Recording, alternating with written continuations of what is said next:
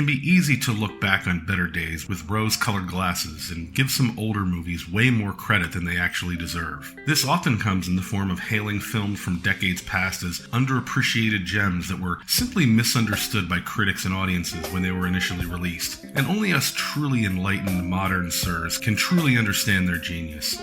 And it can be an exciting prospect to find some diamonds in the rough from years gone by, but it seems like the desire has created some warped ideas about some movies. The end result of which is that for every Starship Troopers, which may actually have been underappreciated, you also have people applying this to movies like Demolition Man, the most overrated, underrated movie of all time, for which I'm here to set the record straight. Demolition Man co-stars Sylvester Stallone and Just for Men as John Spartan, a high-octane, loose-cannon LAPD cop who is so volatile and dangerous in his pursuit of justice that both he and his arch-enemy, Simon Phoenix, are sentenced to be cryogenically frozen. Why and how this is considered some form of justice? Well, there's no time to explain, as the movie cuts to decades later when Phoenix is mysteriously thawed out for unexplained reasons. And once it's determined that he is beyond the control of current law enforcement, the police are left with no other option than to thaw out Spartan to fight him. So Spartan wakes up, and now it's future Los Angeles, which is run by a shadowy spiritual leader. There's no crime, and people generally are only as free as they are willing to abide by the heavy societal constraints. For Stallone, this was before he started his resurrecting old properties tour of duty, so John Spartan was one of the last times we'd get to see the old man playing an original action hero. At Spartan's side is Lenina Huxley, played by Sandra Bullock. This was when Bullock was at the height of her stardom, playing quirky, hyperactive characters after the movie Speed a few years prior, so she's basically playing the exact same character here. Then we have Edgar Friendly, a resistance leader played by Dennis Leary, whose star was rising thanks to MTV and some successful comedy specials where he does these really angry, fast-talking, misanthropic rants. Cocaine, there's a good idea. I want to do a drug that makes my penis small, makes my heart explode, makes my nose bleed, and sucks all my money out of the bank. Could I do that? Could I sit in a room and sweat for 7 hours? I want to make this face all night. I want to talk to complete idiots about nothing for hours on end with no penis and a nosebleed. Is that possible? Where do I sign up for that?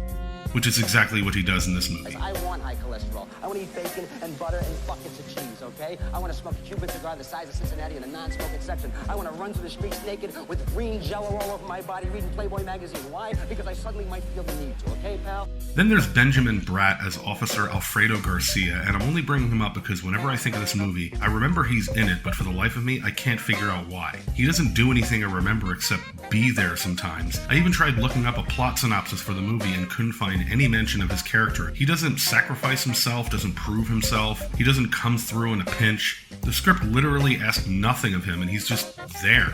Then there's Rob Schneider.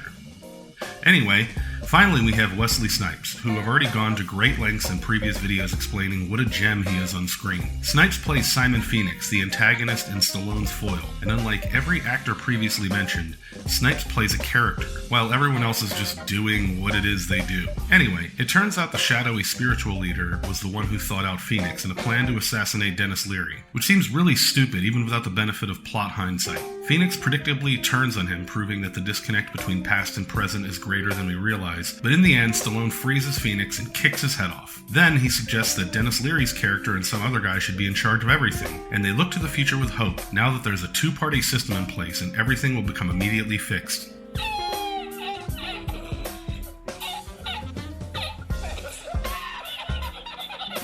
Now, is it a good movie? It's not bad.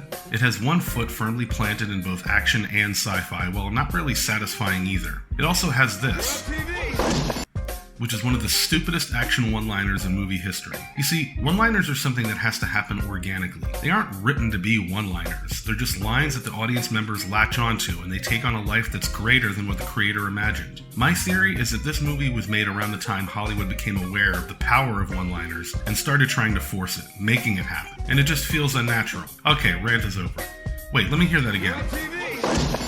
Yeah, that is so stupid. But if you think Demolition Man is underrated or underappreciated, you clearly weren't around when it was released. It was one of the biggest pop culture movies of the year, pitting two box office action heavyweights against each other, and starring several actors while their stars shine brightest. It finished in the top 20 of domestic gross, and if you needed any more proof, if it was 1993 and they made one of these for your movie, trust me, it wasn't underappreciated. Another thing you'll often hear is that Demolition Man was ahead of its time, or even predicted a future picture in which moral busybodies exert their will at the expense of everyone else's rights. Yeah, this may come as a surprise to you, but this problem wasn't invented in 2016. People were certainly aware of it, and plenty were mocking it. In fact, if you hurry, you might even catch a 30-year-old episode of Married with Children or The Simpsons to see for yourself. Excuse me, Edna.